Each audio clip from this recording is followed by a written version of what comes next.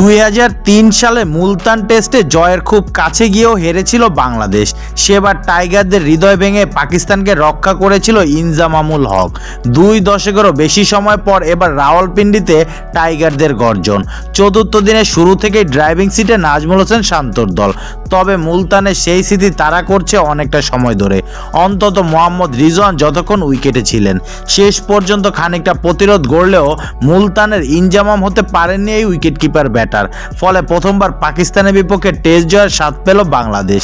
পাকিস্তানের বিপক্ষে এর আগে 13 টেস্টের মধ্যে 12 বারই হেরেছিল বাংলাদেশ। সেরা সাফল্য ছিল ড্র।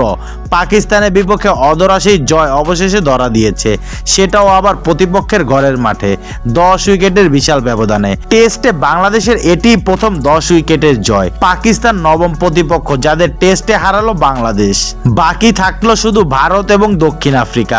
দেশের বাইরে বাংলাদেশের এটি মাত্র 7ম জয়, সব মিলিয়ে 20তম জয়।